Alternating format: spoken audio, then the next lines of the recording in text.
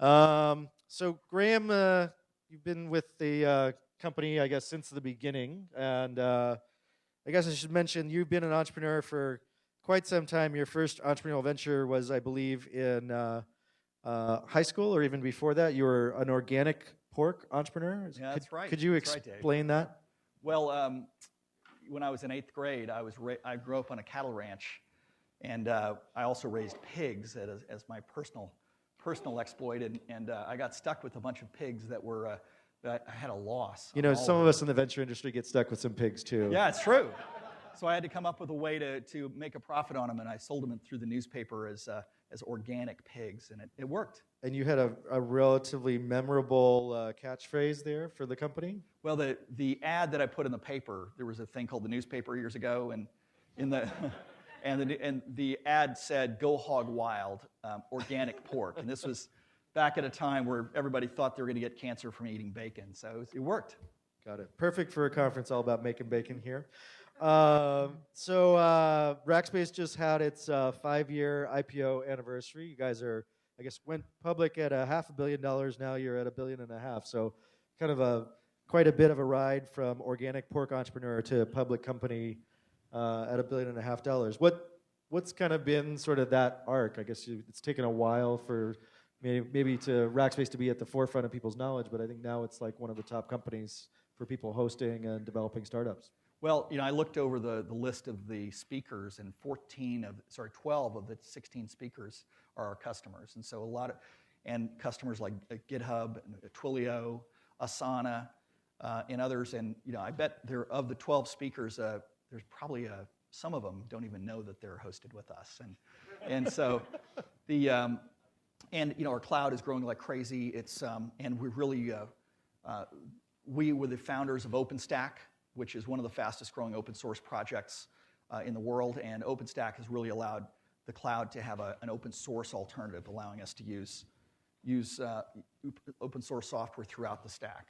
So, I think we started out really very simply doing renting servers. It looked like, in the early days, it looked like just renting servers to people was the business.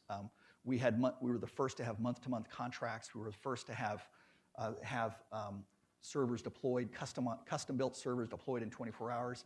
When was this, when you guys were getting started? This was 99. And really it just grew from there. Right. It grew from there. It started out very simply.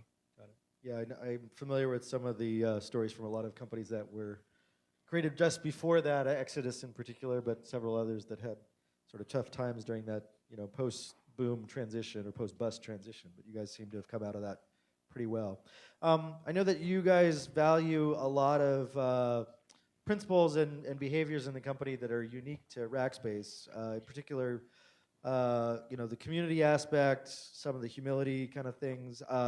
So when we visited Rackspace when we were coming down to South by Southwest, I think a couple years back, with the startup bus crowd, I was probably a little bit hungover that morning. It was relatively early. I think like somewhere around 8 in the morning. You were on. I promise you. Exactly. I remember it. You may not remember it. But I was astonished because we walked into the building and there were literally about 500 rackers welcoming us into the building, who were like cheering us like we were rock stars. Like, yeah! They were like up, and it was like I was kind of weirded out by it at first, but it was also one of the most impressive welcomes I've ever had. It's like 8 in the morning. A bunch of geeks, and we were being welcomed like rock stars into the building. And maybe you can just explain a little bit about what the community aspect is of the company and how that may set you apart from maybe others. Well, we met. We had that event at our corporate headquarters, which we call the Castle. It's an old shopping mall. It's an actual old 70s era shopping mall, 1.2 million square feet. As Rackspace grew. When Rackspace hit about 1,000 people, we had been from building to building to building, and we could just see that keeping up with the office space in our growth was going to be a challenge. We grew 50% a year for the first 10 years until the recession hit us, and during that time, just keeping up with office space was a real challenge. So we found the biggest building in our area, and it was an old shopping mall. Now, shopping malls don't come in; you can't find dead shopping malls in good areas. Okay, so our area, but the shopping mall had been shut down totally, and Again, it used to have the Limited and the Gap and all of the stores that you know. And we repurposed it. We gutted the whole thing, repurposed it. And, it's a huge facility. Well, the event that we held, that you were Right. were there for, was only possible because Dillard's shut down in the mall. And we gutted it and repurposed it for a conference center. And there, you guys have this big slide that goes from like one floor down to the bottom, so you can sort of jump on the slide. And That's right. Take That's a right. As we grew, the choice: do we go to this area of town that was sort of forgotten, or do we go to the sexy part of town where everybody else is? And being in that part of town and being in an old mall, it's not only become the world's biggest recycling project because we recycled the mall, all the stuff within it, 200 tons of steel and toilets and ceiling tiles and shelving, but we're also recycling that whole part of town. And it's become really part of our story. It's become part of the mission of the company to say we're going to reshape this whole part of town. Right. And you guys have always been kind of a people-first sort of organization. Like, what do you think drives that? What was kind of the reasoning and sort of strategy behind that, if there is any? Well, when we again at the beginning we were renting servers, and of course renting servers is it's going to commoditize pretty quickly. I mean, our investors told us that. Our investors said, you've got to find some technology to make you differentiated. And as we thought about it, we said, well, what do customers really want? And at that time, nearly all of our customers were burn victims. They were people who'd had some horrendously bad experience at one of our competitors. Anybody ever had a bad cloud or hosting experience? I mean, this is a very common thing. And when one of the worst things in the world is having your site down, and we just find people will say the most outrageous things, and it's rip roaring mad, and just be crazy when their site is down or their application's not working right. And we said, if we could solve that pain point, if we can be the company that takes that downtime as our absolute reason for being. And we created a thing we call fanatical support. And that was really not only our catchphrase, our tagline, but it was really the entire company strategy for our history. And so we coined those words actually as a way to try to make our support better. And as it got better and better, we ultimately used it in our marketing. I know you guys also try and evaluate the people that work for you in terms of what their strengths are and kind of, I don't know, the startup strengths. Yeah. Could you explain a little bit about what that means and why do you think that's important when you're bringing people in? Well, if you think about claiming that you have great customer support and actually pulling that off, two very different things. I mean, how many businesses in your life really stand out? How many of them do you absolutely trust? We had to really push to that point where we were endeavoring to be one of those few trusted companies in our customers' lives. And to actually pull that off is really hard. And one of the things that makes it hard is that this happens at the front lines. When one of our people, we call them rackers, is interacting with our customers, trying to solve a problem, helping them architect a solution, or trying to advise them on how to scale their app. When that's happening, the attitude, the expertise, the responsiveness of our frontline people is really how we're judged. It's not the strategy or the executives, it's the frontline people. So how do you get every frontline person to feel that they're invested in the success of every interaction? And how do you get thousands of people? Today we're over 5,000 rackers. How do you get 5,000 people to want to do their best every day? And we discovered that the answer to that was a thing we call strengths-based management. It means, how do we put people in roles where they can be their best? How do we and we used a strengths test called the Strengths Finder.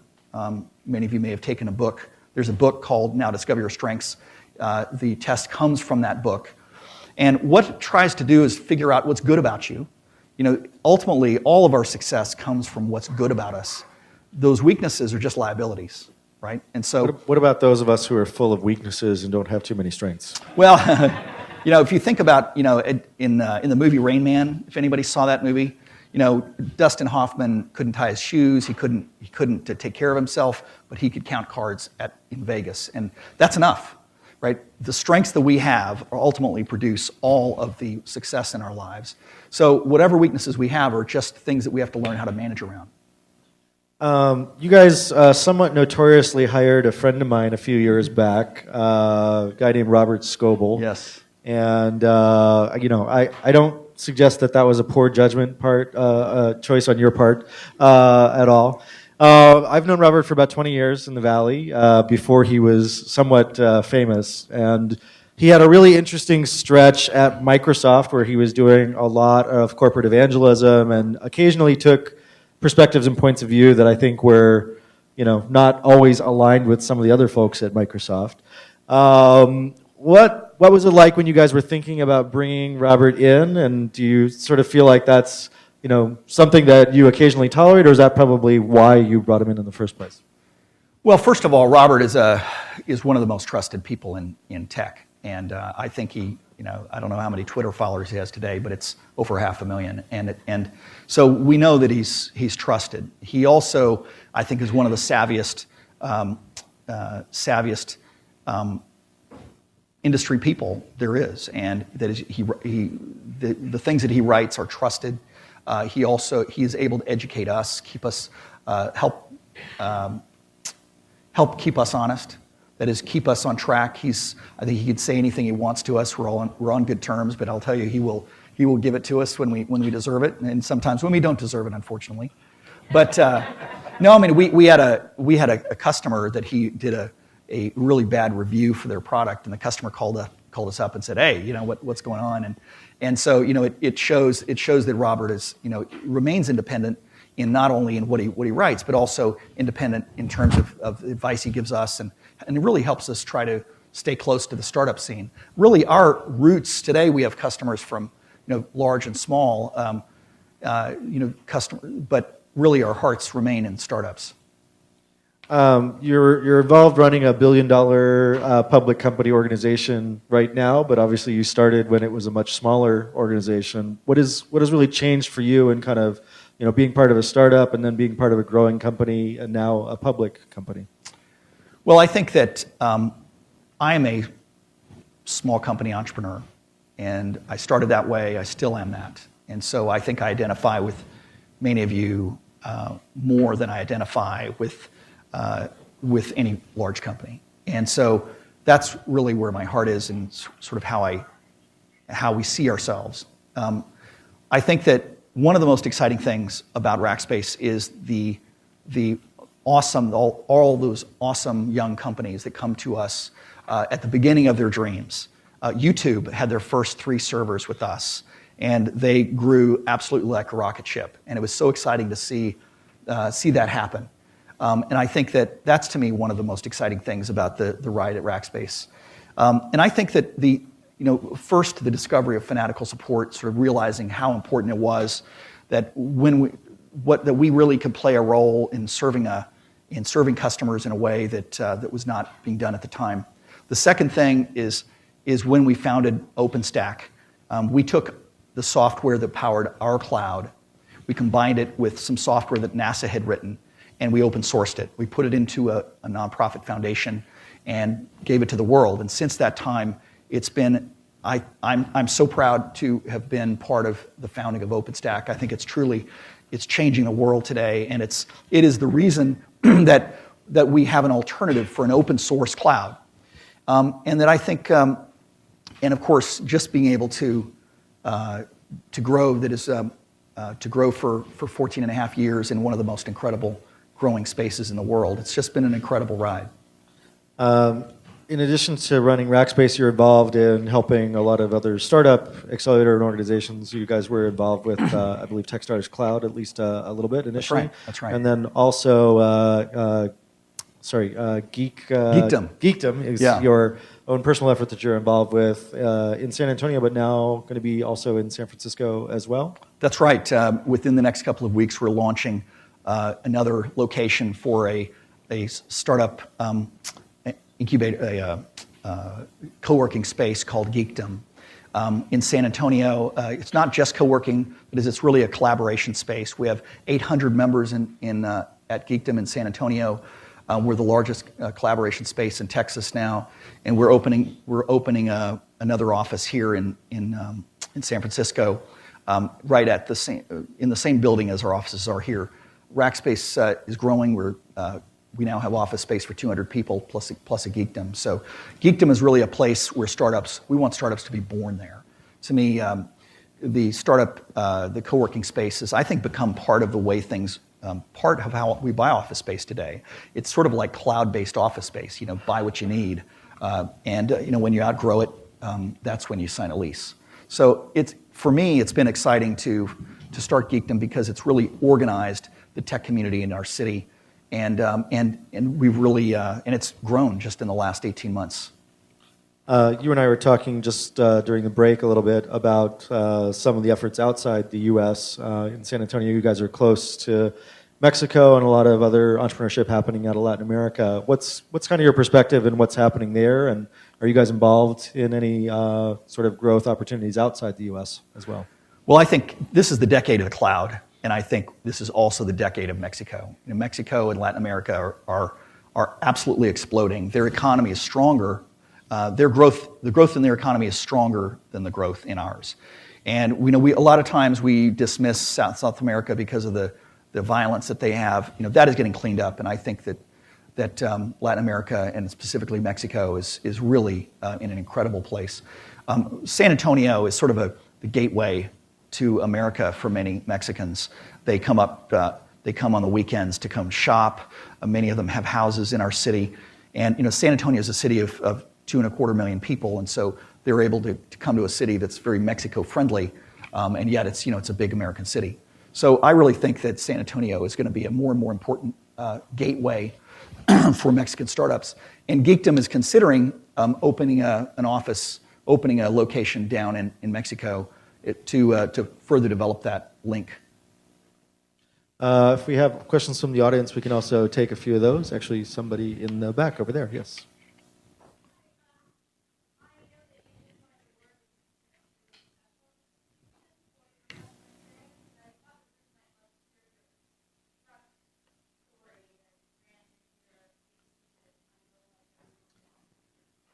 Oh, I try not to remember that. For folks who didn't hear that question, was about a customer experience award that Rackspace just won, and something about a truck. Okay, well, one of the most difficult days of my life was when a truck went airborne and drove into the transformers at our data center. What? Yeah. The driver. This was an embittered former employee or customer, or. No? No, I wish that were true. It was a man who went into a diabetic shock, and sort of like in the movies, foot on the gas, full speed, and he literally went airborne. And every transformer at a data center would have bollards around it, so you can't get to it. There are concrete barriers. But this guy actually went airborne and went onto top of our transformers.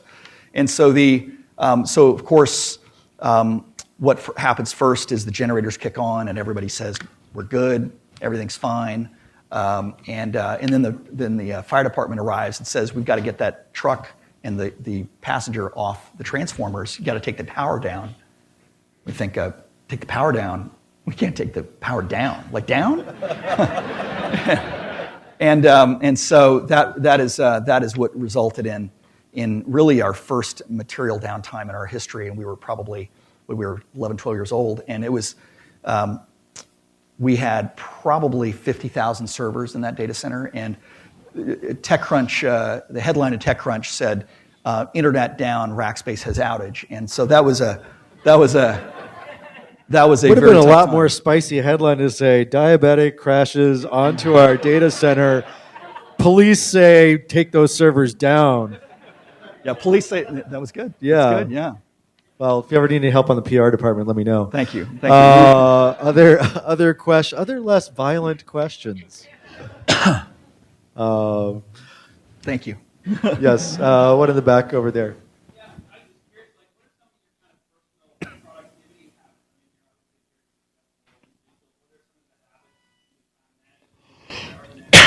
Sorry.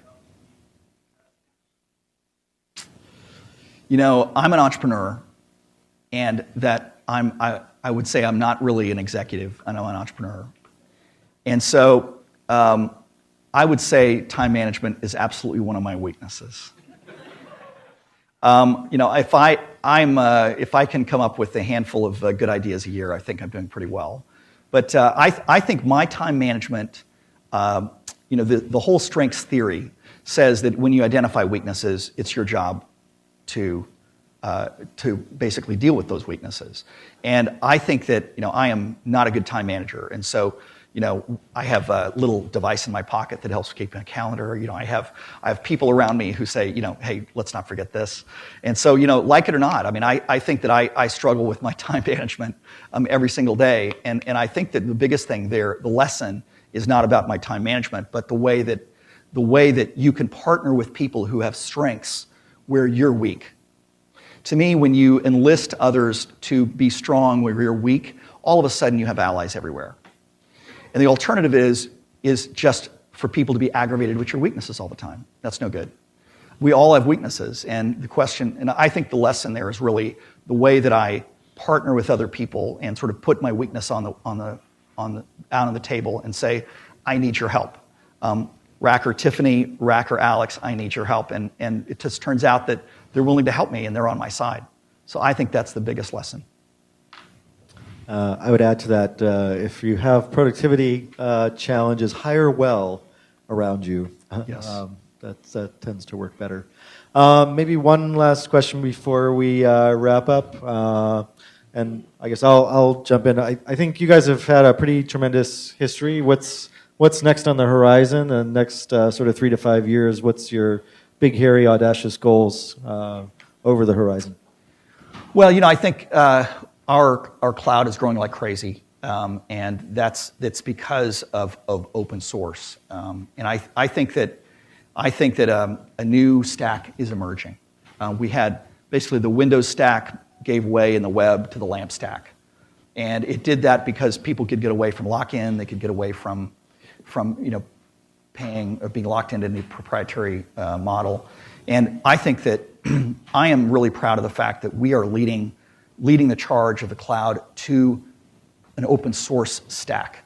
I think if you are at a cloud provider that where you have to use their database, it means that you are getting locked in every single day. And it's not, and it's one of those things that like boiling a frog. It doesn't feel bad at the beginning, but really we all need to liberate our applications. Really happy to be hosted today by Microsoft. Thanks for providing this forum as well. No, just kidding. Yeah, thank you, Microsoft. Well, we are a big Microsoft partner, but I think on the cloud, I think we all want our labs to be portable, whether you want to be at Rackspace or a competitor, or whether you want to take your application in-house. I think that the era of open source is here. And open source, we're not just open source, I think we're in sort of an open age. Like crowdfunding is an example of the open age. Another one is Wikipedia. How could a for-profit company beat how could a non-profit company, Wikipedia, beat a for-profit company, Britannica? And I'll tell you how. It's the power of the crowd. It's ultimately the power of what we all want. And I think all of us want to be running open source software if we can do it. And I think the new tools, Cassandra, Hadoop, Mongo, these databases, I think are really the databases that we all want to develop on in the future. Then when we develop software, it belongs to us, not to a cloud provider. So last question is not going to be a softball one. So there's some interesting news today about the NSA and a lot of one of your biggest customers, perhaps. I think a lot of external U.S. providers are looking at whether they want to be using U.S.-hosted equipment and cloud infrastructure. What's your take on kind of the implications for your international customer base and maybe even some of the domestic customer base in light of all this, data collection, shall we say? Well, first of all, we have data centers in the UK, in Australia, and Hong Kong. So those data centers and our services there are not governed by U.S. law. Okay, and so they're safe. But I think that we... Interesting implied statement there. Well, let me just say that I think that every hosting company and every telecom company has to abide by the law. But I think the very big important thing here... Usually, now, when we used to have that conversation where that was the preface to the point, we're usually talking about China. Yeah. It just happens now that we're talking about the U.S. Yeah. Well, I want to tell a story about an experience we had very early on. And everyone in our industry has Johnny Law roll up to their door from time to time and say, here's a subpoena, give us this information. And that is, we have to abide by court orders, okay? But there's a big difference between big difference among companies on how they deal with that. Because we had an experience kind of an embarrassing experience probably 7 years ago, where we trusted what the law enforcement folks said to us, and they said they had a court order. They said, unfortunately, it's sealed, and we can't show you it. And so, would you mind giving us information over? And they twisted our arm. They said we had to legally do it, and the Patriot Act has some language that says that alludes to that, and we did it, okay. And I'm embarrassed to this day that we did it, because when they unsealed, when the subpoena was ultimately unsealed, they didn't tell us the truth. This was state or federal? This was federal. Federal. And so what happened was, this gave us a really big wake-up call that we have to be the one to protect our customers' privacy. Because when the law knocks on your door and says, we want this, that cooperating is just cooperating. You can see the companies that are in the news have just cooperated, I think, too easily. And we've taken a different approach because of that early experience. And we all want to be safe, and certainly as Americans, we certainly know that some of this prying is valid. But after that experience, we've taken a very tough line on it. And so I think that's our approach to it. Again, I think that not allowing the law to overstep its bounds is really the duty that every provider in our industry has. Hear, hear.